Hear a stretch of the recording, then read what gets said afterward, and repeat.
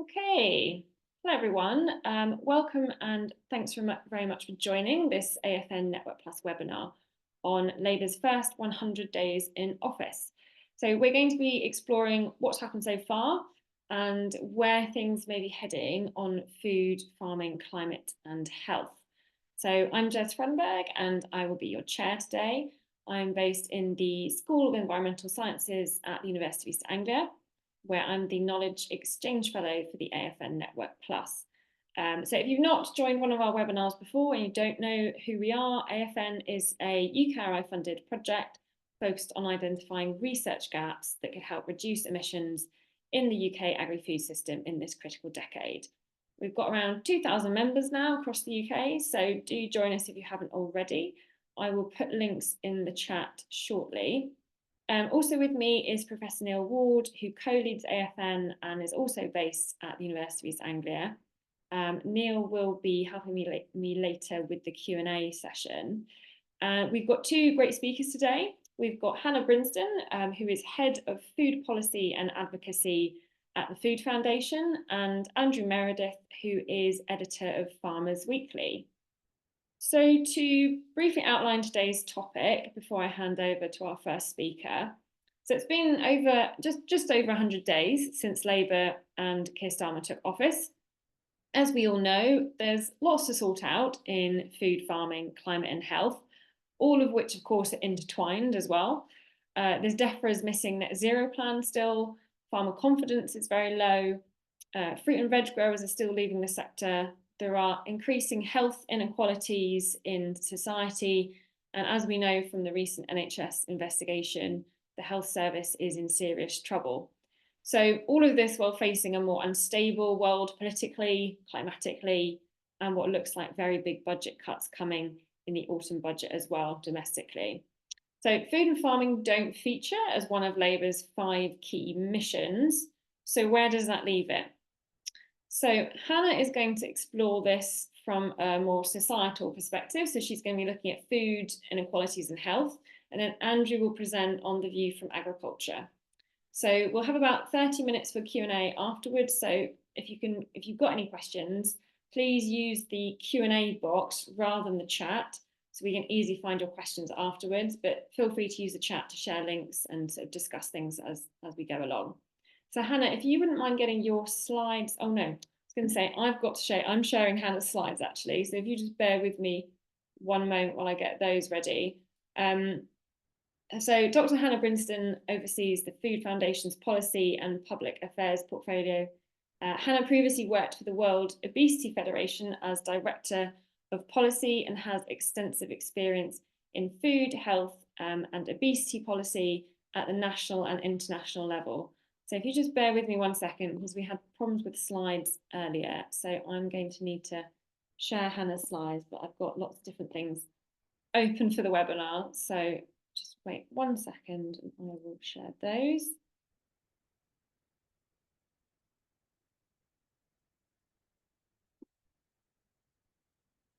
Okay, Hannah, can everybody see that? Can you see that, Hannah?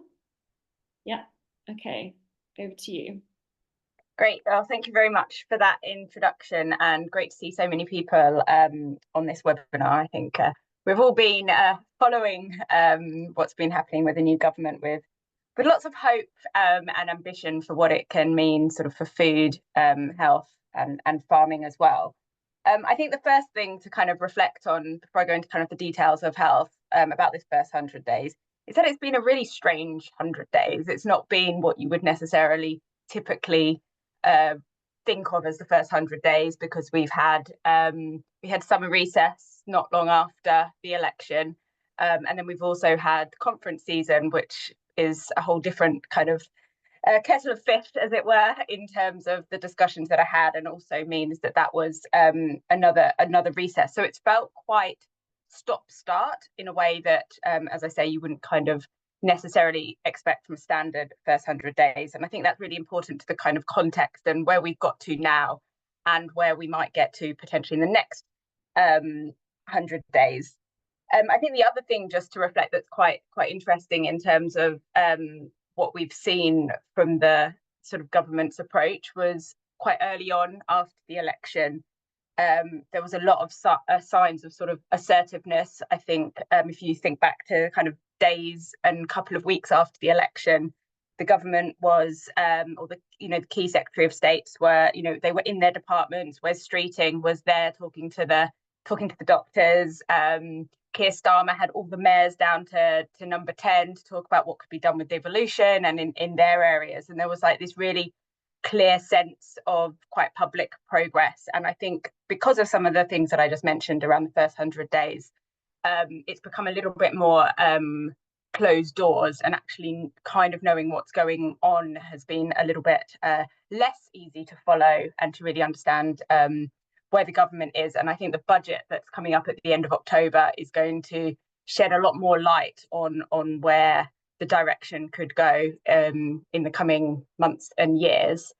Hannah, Yes, sorry to interrupt. I am having problems moving between your slides, so I think I'm just going to come out of it, and then people can see. It'd be much better if people can see you rather than all of these slides. That's fine. I was just about to say, can you move to the next slide, please? So it's a good time. I'm having problems getting out. Oh, hang on. I'm sorry, my slides are not playing ball today. Yeah, now I'm stuck. No, never happens. How frustrating. Hang on. Sorry, everybody. It's very annoying. Our webinars normally go really nice and smoothly. Hang on. Right. Yeah, I've lost my mouse completely. Do you want me to, should I keep talking while you're sorting that out? Yeah, that's fine. So I'm going to be, as Jess said, talking primarily about the food and health angle. So I work at the Food Foundation, which, for those of you who don't know, is a charity focused on access and affordability to healthy, sustainable diets for everyone. And as part of that, we look across a wide range of issues. So health is one of them, but we do a lot of work through the lens of inequalities, food insecurity, poverty, and sort of interrelated factors there. And we look at sort of the food system through, I guess, the lens of consumption. So we look a lot at food environments, what that means for the availability of food, access to affordable, healthy food. And we also look at things like sort of horticulture and fruit and veg consumption in particular as kind of markers of healthy diet, and making sure that we're doing whatever we can across the food system to support better consumption of fruit and vegetables. So just a bit of background to where I'm from. So the first slide, which you can't see, was just a lot of images of some of the headlines that have been coming out of the health, of the sort of health department, health sector, and the wider sort of economy messaging that we've seen over the last sort of 100 days. And I think one thing to note on food and health from a kind of nutrition perspective is that on the one hand, we've got a minister, Andrew Gwynn, who has prevention, which is where sort of food fits into this, within his job title. And I think that's really a really important indicator that there could be sort of progress or opportunities there. But on the other hand, we're seeing a lot of focus on the NHS, and that could take up a lot of the bandwidth of the department over the coming kind of government term, while at the same time opening up opportunities to talk much more about prevention if we're going to kind of secure our health system and make it sort of fit for purpose and work for everybody. We do also need to be thinking about how we prevent sort of disease, and improving diets and food is one way to do that. So we've seen sort of hints at opportunities, but as I say, the kind of NHS itself has been a big focus. In terms of what we've seen over the first 100 days, there's been quite a strong indication that the government wants to stick to some of its priority manifesto commitments. So we've seen the restrictions to junk food advertising, for instance, has been sort of rolled out, as has ban on energy drinks that was indicated in the King's speech. So that's positive. although actually was a Conservative policy that didn't quite get over the line. So just a bit of context to that, but it is absolutely, fantastic to actually see the junk food advertising sort of progressing there. We've also seen a review of the national planning framework with some suggestion that health could be better incorporated into that, which is really good at a local level and for improving the kind of communities and high streets around us. Another area, and one of the other strong commitments that we've seen from Labour that they are sort of pushing forward with is around free breakfast to all primary school children. This was kind of originally announced quite a while ago through the lens of kind of supporting parents and childcare, but has also been sort of badged as a sort of a health diet improvement as well, in the context of like child poverty and making sure that children are not at school hungry, which is of course really important.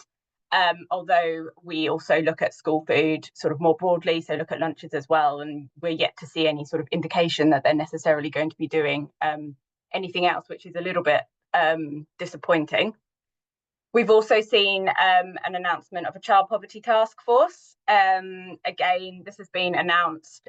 We haven't got that much detail about what exactly that's going to look like. There is a terms of reference, but we're not quite sure where that will be and what the timings will be of any strategy that comes out of that task force. We're looking well into next year at this point.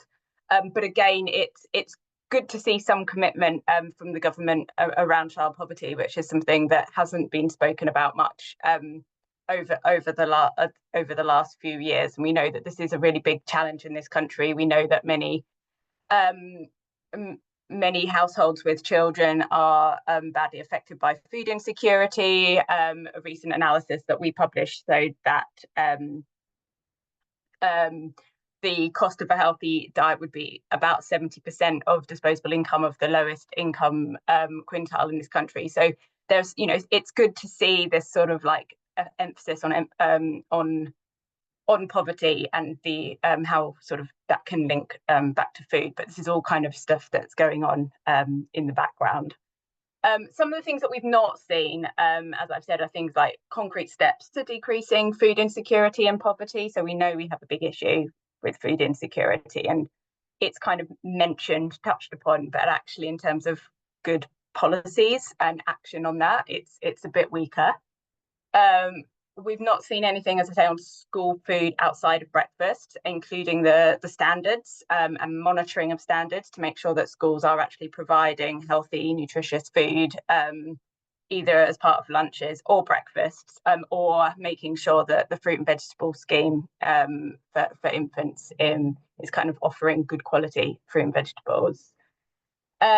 We've not seen anything around free school meals entitlement or around Healthy Start. So Healthy Start is a policy that gives low income families vouchers, or maybe it's not a voucher anymore, it's a card, but money towards fruit, veg, milk, etc. And that was a Labour policy that has been kind of kept over the years, but we kind of would hope to see some improvements on that within this that we've not seen yet. But it's an area that, as the Food Foundation, we're kind of one of our priority areas that we're trying to get more traction on, in terms of getting more families eligible and also increasing the value so that it sort of keeps up with the rising cost of food.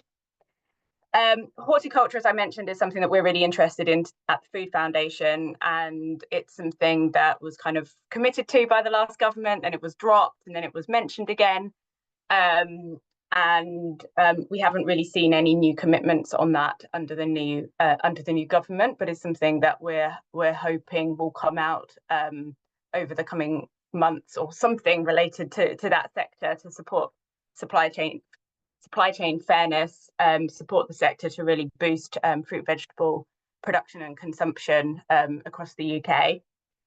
And then the other area that we're still hoping to see movement on at some point is the Food Data Transparency Partnership. So this is basically a mechanism by which to make mandatory reporting of sales of healthy food, or big businesses to be telling us what their what they're selling and kind of really using that to underpin priorities in policy. It's been moving ahead very slowly under the previous government, and it's went from originally being mandatory to voluntary. But again, it's another area that we're kind of yet to see what the direction of travel will be. That for food companies is where we're interested in that, and I think could offer a lot of potential for improving the sort of policies that we have in this country, but we're yet to see where that's going.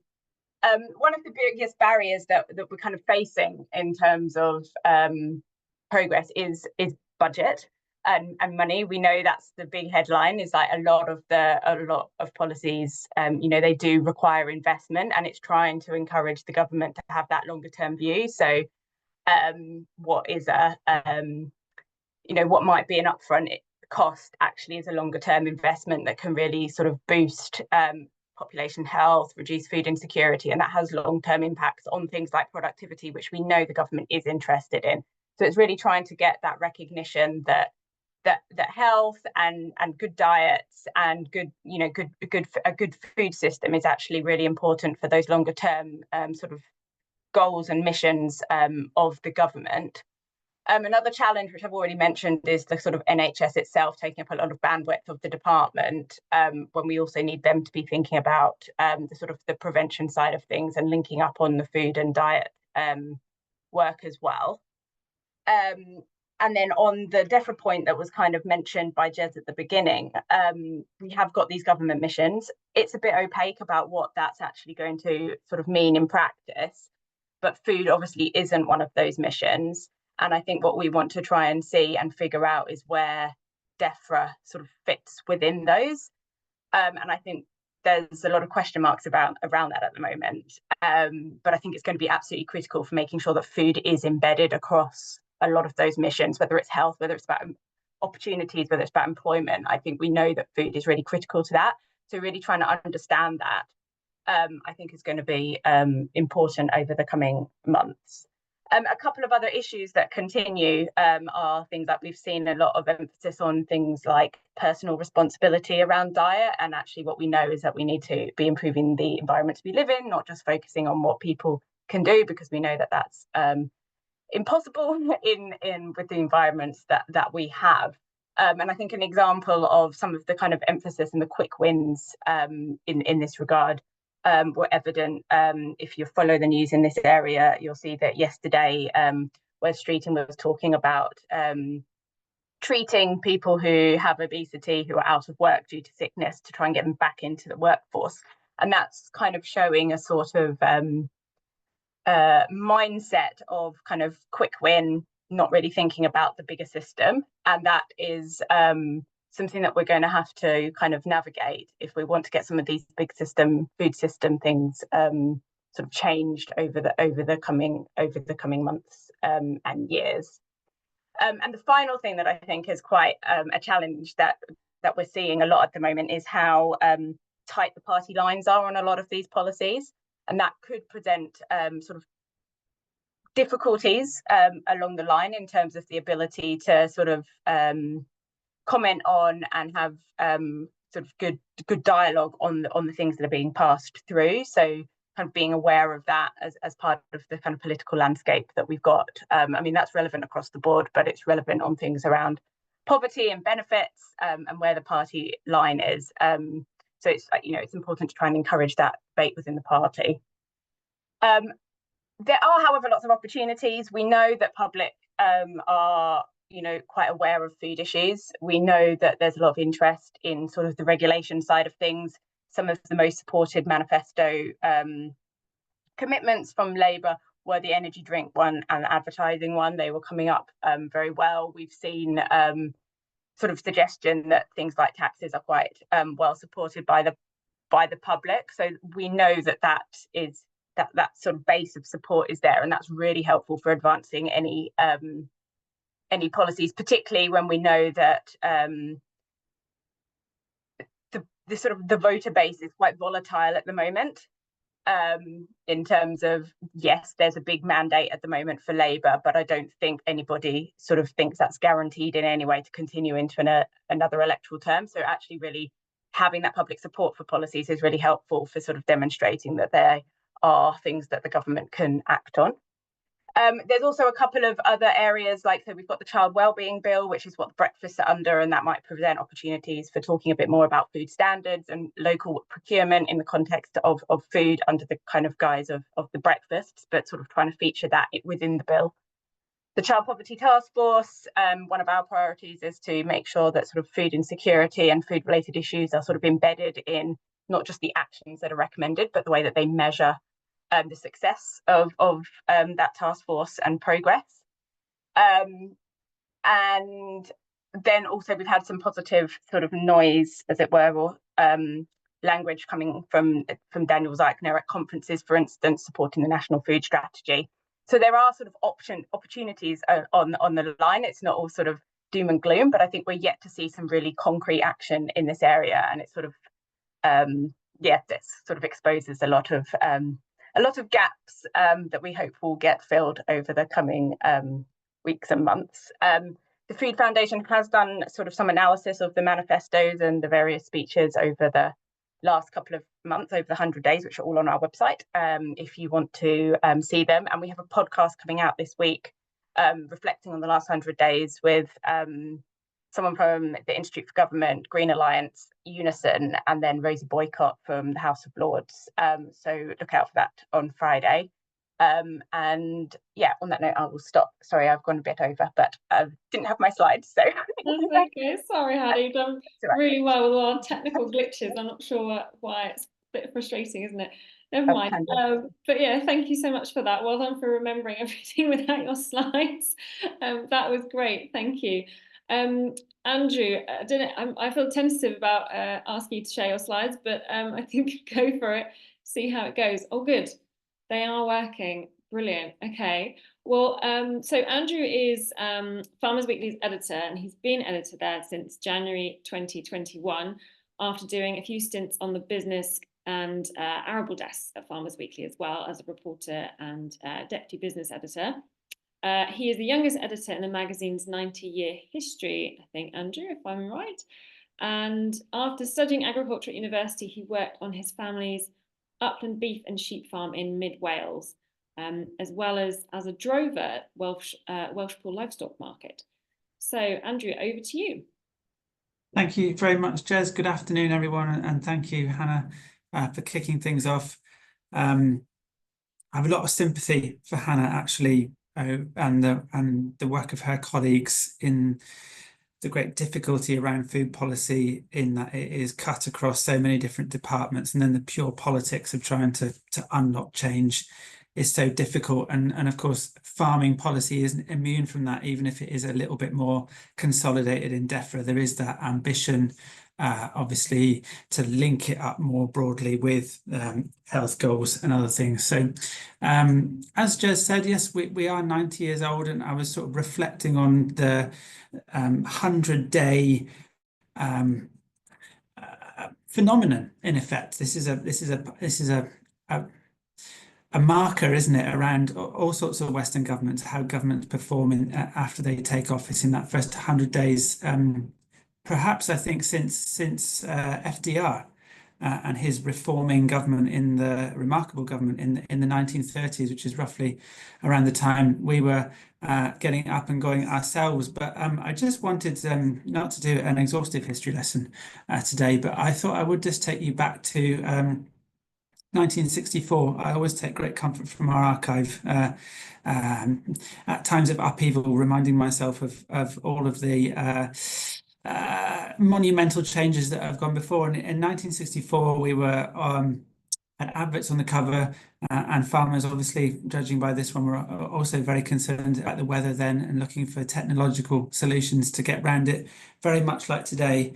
But 1964, we were also on the cusp of a landmark election, a little bit later than the one we had this year. Probably would have been almost exactly the same time had Rishi stuck to the plan that everyone's expecting. And hearing what was the rather antiquated ladies section of the era was the advice for the election night supper and some good healthy food there, which I hope Hannah would support. Onion soup or oxtail soup, quiche Lorraine, and pizza, which I was surprised to find was on farming tables in that era. But it was Harold Wilson then that brought Labour in from the cold. They'd been out of power for 13 years. And he was the only Labour Prime Minister to form 4 governments following different general elections in the 60s and 70s. And he had the misfortune of becoming the only Prime Minister that I'm aware of anyway that farmers plotted to kidnap because he was so unpopular eventually by the 1970s over the government of the day's management of us being integrated into the EU and the upheaval then over the change in support systems. And now, of course, we're dealing with the legacy still of exiting the EU and the change in farming and environmental policy. So we'll see if there is any threats on the person of Dan Zeichner in a couple of years. I certainly hope not. Tom Bradshaw there on the right, NFU president, already looking a little bit menacing, but I'm sure he's just making his point firmly in the usual way. So 8 things that Labour has already done. You know, we've talked a lot about stasis and how it's been a slow start for the government as a whole. And that's obviously true. And there's been a lot of upheaval, hasn't there? Sort of political problems largely of their own making, but the action has occurred. And I'm not going to run through all of these exhaustively, but from a farming perspective, I think probably the badger strategy has perhaps been the one that's been remarked on most. The concerns among some livestock farmers over the tapering off of badger culling and the great hope that vaccines and other treatment measures will come in behind this and better testing to try and halt the scourge of TB. SFI, we've noted there at the top. I mean, yes, the rollout has continued, and I understand from talking with some officials that there was a question mark. I think the Treasury even wanted to fully pause that rollout because effectively they are making further spending commitments then on that basis with the latest iteration of this lowest tier of the Environmental Land Management Scheme, the SFI, which I'm sure many of you are familiar with. But offers are still being made, contracts are still being signed, but at a slower rate, I think, than certainly this time last year when SFI 2023 was really firing on all cylinders. And then, of course, some broader things which sort of reach into farming and agriculture, but are not directly related to them. A lot of talk, obviously, around land use policy there with the solar farming, onshore wind farms. And as you can see there, the point later about the land use framework, long-awaited land use framework, apparently now scheduled for next month. And writing in this week, it's Farmers Weekly, about the challenges facing civil servants as they deliberate over the decisions and trade-offs for that. It'll be a very interesting document when it is published. And this week we've been looking at it in the context of water management. And then finally, animal disease, some changes there at the border in terms of scrutiny, hopefully that will see our borders protected from animal diseases being brought in via illegal imports of pork and sheep products that will then spread to the domestic flocks and herds. But of course, they can also come in on the wind too, as we're seeing with the blue tongue outbreak at the moment. What haven't they done?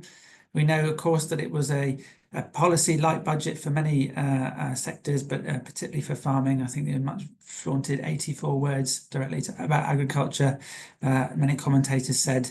And it was sort of, I think a lot of people suspected when that came out that was a strategy in that they didn't want to give too much away and be dragged into a lot of discussions in the election period. But people suspected that behind the scenes, there were a lot more plans that would be unveiled. Now, there may be, and they may have simply been held up by this interminable period between them taking office and the budget that is now on the 30th. But I think some people are starting to suspect that, you know, many of these promises around stability that we've had from Food Security Minister Dan Zeichner are actually a bit of stasis. And perhaps there aren't as many plans in the background as some people suspected. Now, that 100 million underspend that has driven a lot of headlines, that is what people are suspecting will be the cut to the budget, the Defra's budget, that we learn about on the 30th. That's obviously, still a matter of conjecture.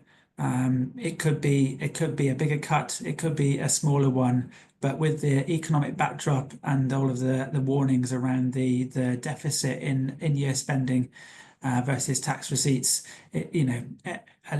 all of the betting is certainly on a cut to the unprotected departments, of which Defra certainly is one. But perhaps of more concern to some is this idea that it is not just the budget, but actually the action that is needed, that could, in the views of some commentators, be going on regardless of the budget shenanigans, and stability and stasis being conflated is that issue, and particularly in I think the Nature Friendly Farming Network have been particularly vociferous on this, looking at things like further integration of countryside stewardship and into SFI and into ELMS as a whole, giving people certainty on how those people with the older CS agreements are going to be integrated into new environmental schemes, so there isn't that cliff edge. Is that policy work and is that communication that could have gone on in this intervening period despite the budget hold up? Perhaps, but hopefully there will still be a lot more clarity now once the budget wrangling process is over. And I suspect the traditional farming policy update, this set piece moment for the minister, is often the Oxford Farming Conference, which for those of you who are sort of on that circuit, you'll know that's in early January. So there may be a lot more to share then immediately after Christmas rather than before.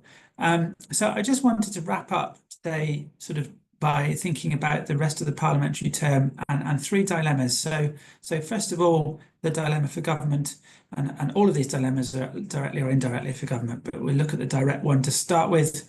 The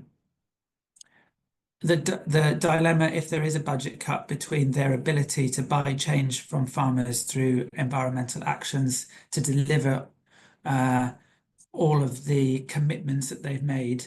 So their diminishing ability to do that in terms of if there is an actual cut, but also the diminishing size of their budget in inflationary terms if there isn't a budget increase.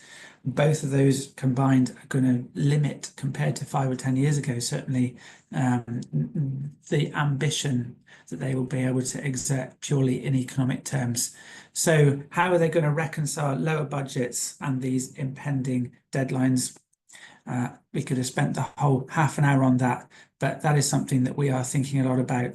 And could it be that they raise the legislative minimum in certain cases and make farming businesses pay for those changes rather than funding it? Or could it be they rely more on the rest of the private sector, that web of agribusinesses that surround farming, those that sell them products and those that buy them? And this is another area, I'm sure many people on this call are very familiar with Scope 3 emissions, that idea that business has Scope 1 and Scope 2, which are directly under their control, or emissions that they buy, products they're buying directly and the emissions associated with them. But then Scope 3 are the emissions from their value chain. And so in farming terms, because farming is a big emitter, we are starting to see a lot of activity now as large corporates gear up to try and grapple with this problem of trying to reduce their Scope 3 emissions, particularly from the banking sector. And so of late, we've seen Lloyd's TSB team up with Steel Association Exchange to do a large pilot baselining the emissions of many of the Lloyd's farming customers, and then setting out action plans for them. We've seen the Agriculture and Horticultural Development Board, the levy board that farmers fund. They've got a big pilot going on this. We've seen activity in Northern Ireland where they've already baselined all of the farmers over there, thanks to the funding directly from the Department for Agriculture in that area. So all of this is pushing towards the private sector as well as government funding on-farm change that could help reduce emissions. And while there is a lot of suspicion out there among farmers about the sort of motivations of businesses in trying to tinker more directly with how they do their business rather than simply buying their goods, it may be that there is a healthy marketplace for buying positive changes that will help the government out effectively if there is an additional funding pot from the private sector that is complementing what they are hoping to do as well. And that is, of course, as those of you who've been studying this from the Michael Gove era will know, was the original ambition, but it's been very slow to get going. And then finally, I just want to close with the dilemma for farmers themselves. Our transition project is in its fourth year now. It's although we have content all the time on grappling with the sort of changes that are arising from the tapering off of area payments and the incoming new environmental schemes to replace them in England, Scotland, Wales and Northern Ireland, different ones everywhere. England are furthest down the path. Our transition project has been very focused on the changes that they are having to make in particular.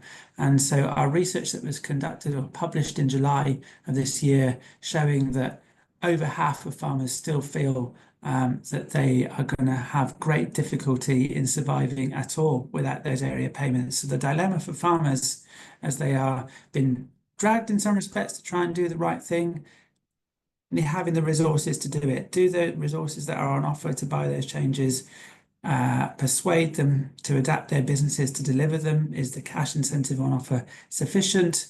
Are there other cultural, social and regulatory barriers, including those thrown up by government themselves around tax policy, throwing opposition in their way to do that?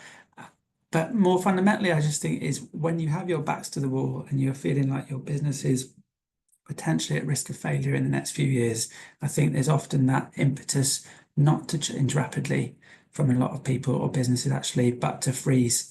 And so I think it's that mental ability to contemplate wide scale change when your business is already in financial turmoil that will drive a lot of the farmer action or inaction over Parliament over the next 4 to 5 years. So that's going to be a very sobering but interesting one to watch.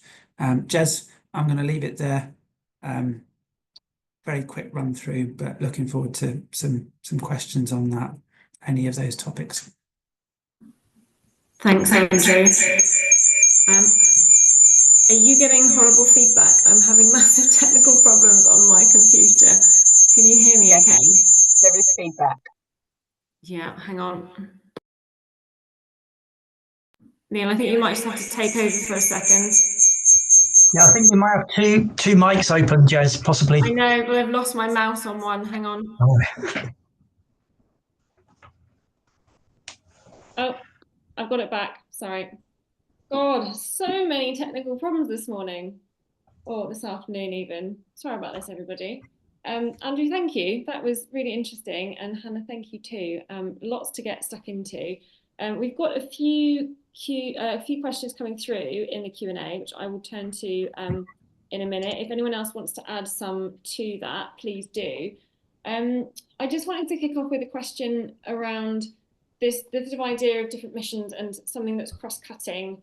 If Labour was to really understand or really see the opportunity of a more cross-cutting view of food and farming, what do you think that would look like in practice? And I'm sort of wondering about something like procurement as well, and that ability to hit quite a few things on the head really in terms of supporting more sustainable methods of farming and that difficult farming transition you were sort of talking about there, Andrew, with that lack of certainty, but also to kind of hit things like health on the head, health inequalities and things like that. Can you kind of think of something, both of you, that would sort of fit across, that would actually be, if Labour were really going to take this seriously, like what would it actually look like? If you want to. Yeah. You go. Oh, no, okay. I was going to say, I think your framing of your question there, or your example of procurement and the way you frame that is actually quite important part of the answer to that question, i.e. we need to look at things like procurement or whatever it is, and then all the different sort of outcomes and think about what all the different things are that it could hit, rather than let's look at procurement for one reason and one reason only, and then only channel it through that kind of department or purpose. And I think it is about taking the sort of the parts of the food system and thinking about what we can address. And on something like procurement, you've got your your local growers and supporting that, but then you've got how that could be used to help create healthier menus in public institutions like hospitals and schools, how that can sort of feed into better meals for children, how you can engage children in the local kind of food, how it can improve the fruit and vegetable scheme, for instance, like for children, and actually get better quality food to them. So I think there are a lot of areas, and also making sure that, you know, if you can get local fruit and vegetables kind of onto high streets, whether it's through markets or community food hubs or whatever it is, again, there is a lot that you can do, and that increases like the access the access to food for people who are currently living in, you know, areas where they just don't have access to fresh food. They've got access to, you know, expensive corner shops, and that's all they have to choose from. So it's not a choice, and it's not even what they can afford, it's actually what they can get to. So I think taking certain policies and looking at all the outcomes sort of from that sort of flipping everything on its head, I think could be a really good way for the government to look at it, whether they will or not, because that obviously, like if you take something like what I've just mentioned, that involves DFE, Defra, DH, Treasury for investment, maybe some devolution in there because you're looking at local policy. Like there's so many different planning comes into it. Like there's so much that touches on it, and that's where it gets complicated. But it's absolutely where we need to be in our ambition. Sorry, that was a really long answer. But... Great, Andrew, have you got anything to add? Well, I think they really grappled, Labour, in opposition to define how to articulate a policy to support this, and they ended up on what I think is probably quite a simple one, although others here will know better than me, this idea around 50% of public sector procurement being British. Yeah. Nobody could ever tell me what the percentage was at the moment, although we have spoken to, I think, one person who says it's near enough about 50% now.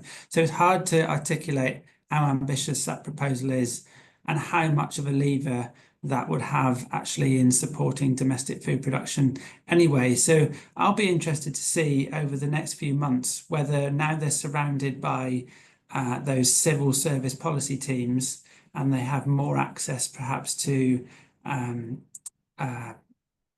lobbyists and NGOs who've done work on this, whether they have a more nuanced or in fact complex approach that may be more ambitious.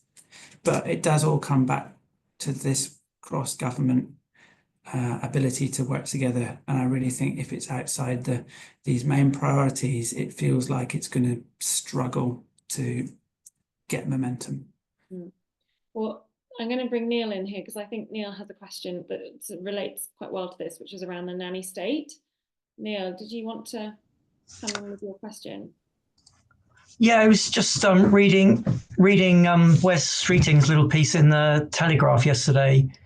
I just wondered whether Hannah or Andrew felt that there was likely to be a different sort of a different stance with this government in relation to taking sort of regulatory action for public health and other sorts of reasons. And there was a sense, not just the last 14 years of the Conservative administration, but also sort of New Labour before that there was a real sort of caution around being that accusation of sort of nanny statism. And I've just detected in a few Labour politicians a greater willingness to sort of either take that head on or sort of brush it off. I just wondered whether you thought that sort of bode for a different approach to some of these health and environmental issues. I think I can take that question first again. So I think, I think to the point that I made earlier around polling, I think we know that actually public are quite open to regulation, and I think that's really helpful in terms of trying to shift the government on that same kind of trajectory. I think there is still, I think what the government's trying to sort of grapple with is this balance of feeling like they're sort of pro-business while also regulation, and trying to unpick how you can do both. And we do work with with investors who will know quite loudly say what we need is a level playing field. And that's the only way we're going to get action. You need the progressive companies to have that sort of supportive direction from government. So I think the more that sort of message lands, the more likely it is that will kind of get somewhere. And I think there is just a whole reframing thing that needs to be done on the nanny state, to be honest. I mean, probably a lot of people on this webinar would agree, although not everyone.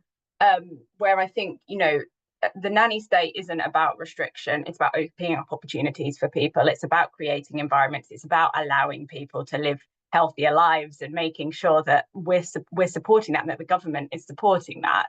It's not, there's this kind of perception that it's all about restriction. And if we, as I say, if we put out kind of our citizen, our population first, it's actually about finding ways to help them to live healthier lives and to give people equal opportunities to you know, access, affordability, etc. So I think there is still a process that we need to go through with this government. I don't think we can immediately assume that like they're not worried about sort of nanny state perceptions, but I think we can hopefully progress the agenda a bit more.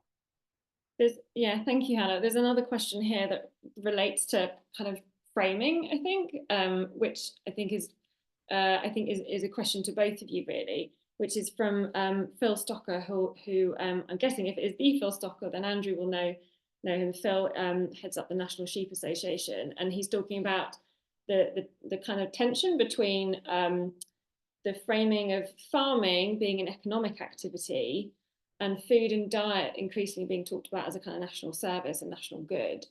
And he's sort of saying, you know, is that a conflict, and can the two be effectively reconciled while they're both framed differently like that? Andrew, do you want to take that first? Blimey. Good question. Yeah, well, it is framed as an economic activity, farming, but it is also, I think, an activity that the general public do feel like they have a stake in, and they want to. They often want to support beyond economically the type of farming that they feel like is beneficial, and they have a view of what the landscape should be at a sort of for society's benefit as well as for economic benefit. So I think perhaps farmers see it more purely as an economic activity, albeit also as a cultural activity, to a greater extent than perhaps the general public. And I think the general public are interested in it beyond the price of a leg of lamb or a loaf of bread. Thank you. Hannah, did you have anything to add to that? Not particularly. I think the only thing I would say, just on kind of awareness of sort of farming and the role it plays, I think a lot of the sort of food security issues that we've had recently, sort of as a result of, you know, COVID, Brexit, Ukraine war, etc., climate, I think have kind of brought this kind of food conversation a little bit more sort of people's minds in terms of fresh produce, and sort of remembering that it doesn't just appear out of nowhere, and that it is sort of a bit more volatile. And I think that's kind of brought the whole food security, and in turn sort of farming, how we farm, what we farm up, sort of just people's awareness. They don't necessarily know what to do about it. We haven't necessarily got a public that's calling for more action necessarily as a result, but I think kind of awareness that it is something that needs to be considered, and it's like really important, is definitely there. Thank you. I'm just going to get back to a question that's much more sort of focused on, I suppose, the nitty-gritty of government really, which is around DESNZ, so the Department for Energy Security and Net Zero. There's a question here from Ellie King, who is asking about how the sort of ambitions of DESNZ, which was all around renewable energy by, I think it's 2030, How do those align with Defra or not? And specifically, she says the tension around how we use off finite land for both energy, solar fuel crops, etc., and food.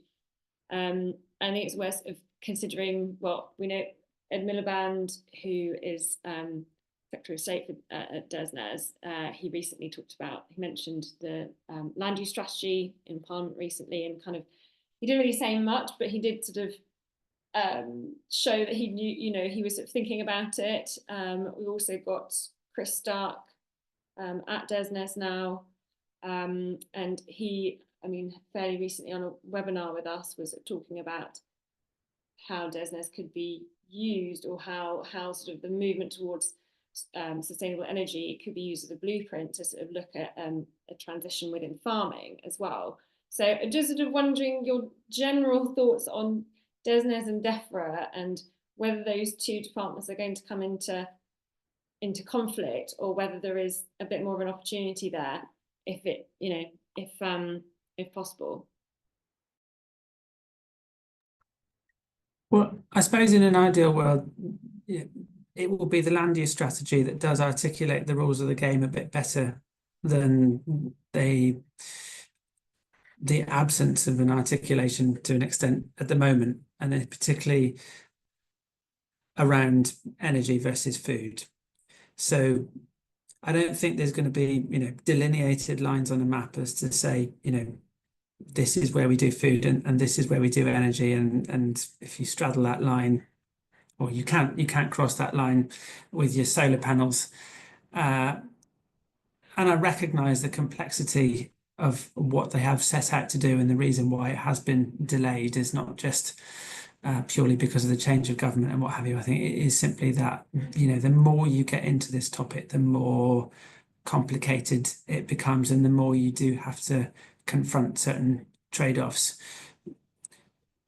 What a lot of farm lobbyists are hoping for is a better articulation of food production alongside the ambition for environmental goals, so that in some way heed is being paid to this idea that domestic production, maintaining it at the very least, is certainly a contributor to food security. And I know that this is also a very complex debate about what food security actually is, and it isn't just about domestic production.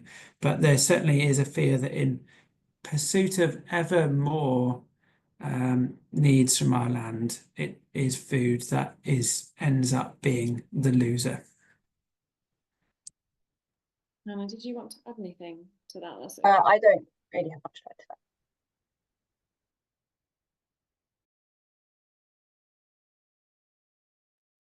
You're muted. Sorry. There's a question here. What are the biggest priorities for Labour if they want to maintain farmer confidence? Or I think it's rather than maintain it, it would be to sort of regain it, probably. Andrew, did you want to take that one? And I think, Hannah, if I could put it back to you as well, and widen that to groups that are, campaign for health equalities and things like that.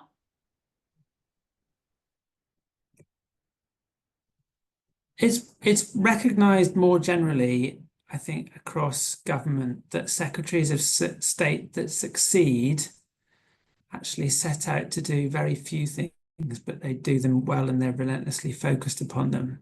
So I think in an ideal world, Steve Reed's been very focused on, the water companies, because that was his big election promise. He's been very focused on that since he came into government, and he has delegated, as somebody who leads a big department has to do, to his, junior ministers to take control of the other briefs.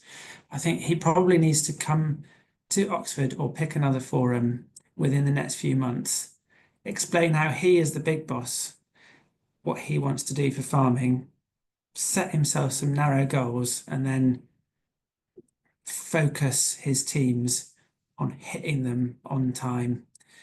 And yeah, don't overpromise and underdeliver. That's probably the easiest thing to do for farmers, and you'll earn some begrudging respect, even if they aren't exactly the goals that the farmers wanted, I think. Thank you, Hannah. Yeah, and I think coming from on the health side, I think actually not sort of dissimilar to the question Neil asked around like nanny state and the regulation. I think it is actually recognising that sort of regulation on unhealthy food, on junk food, can actually be sort of helpful for business as well as health. And it's absolutely critical that, you know, we do take more action to sort of reshift the balance of our high streets and food. And then I think on, you know, we've got a Labour government now having some really concrete action to reduce poverty and reduce food insecurity. I think it feels like a necessary step to kind of have that confidence. And although we've got words and task force and things coming out at the moment, I think actually the kind of commitments that are going to see a reduction over the next 5-10 years, hopefully sooner, are yet to come. So I think that's what we're holding out for. Thank you. Is there anything before we wrap up? Is there anything else either of you kind of wanted to add about what you would hope to see from Labour in the next sort of year or so in terms of action on food, farming, health, and climate? More. More. What would be, is there sort of one or two big asks, do you think, Hannah, that would make the biggest difference? The biggest difference? Yeah. I mean, I think something that effectively addresses, like, to the points that I just kind of made, something that effectively sort of really helps to address food insecurity, I think will be really important. And sort of addressing the sort of unhealthy food that we have just marketed everywhere on our high streets, and that's so sort of easy to access and displaces healthy food. I think that would be my number one thing. And just in case I don't get another point, someone has said it in the chat that it is World Food Day. It was my first point on my notes and I totally forgot to say it.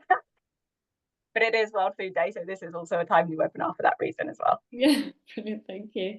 Angie, what about you? Any last thoughts on what they could really do to make a difference in the next sort of year or two? Bearing in mind, of course, we know there might be some big budget cuts coming as well.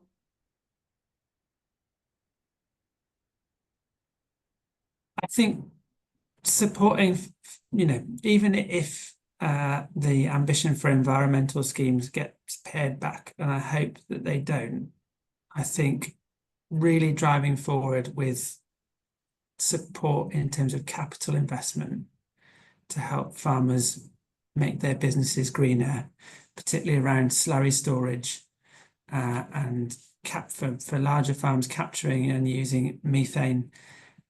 There's so many virtuous outcomes there. You're reducing on-farm emissions while also having green energy to power your own on-farm energy use, maybe up to and including actual tractor power. I think there's a lot of wins out there, but they all come at a price. But the final point, you know, I would say is, you know, based on my final slide, with over half of farmers still really thinking that they may struggle to survive at all, it is just absolutely supporting the transition to a sector, you know, potentially with a lot fewer farmers, that allows as many as possible that want to leave to do it with dignity, and also doesn't have a terrible impact on food production at the same time. I think that's a really good last point to end on, that importance of that transition and supporting that transition, so it's a just transition, is so important and often not talked about that much, I think. So that's a really good point to end on. So thank you both so much for coming and for sharing all your insights and everything. And thank you everybody else for coming as well. I'm so sorry about all the technical glitches. It's been really frustrating, but thank you for hanging in there and persevering. We will, I've been recording this, so I will put this on YouTube and on our website as well, and I will email it around to everybody in the next couple of days. I would ask as well, I'm going to share a link in a moment. Please take just like 3 minutes to rate this webinar, although be kind on all the technical things, please. AFN funding is due to run out at the end of next year, so we really want to be able to make the case for continuing in some way, so I will share a link in the moment in a chat. Our next webinar will be in mid-November, so look out for an email about that, and if you haven't already signed up to our mailing list, then I've shared a link in the chat, but I will do again. We've also got a resource hub on our new website that's got the full back catalogue of webinars, plus some briefings and digests, and a library of essential reports and papers on food system change and climate. So thank you all again for coming, and we'll see you next month. Thanks, Andrew, and thanks, Hannah.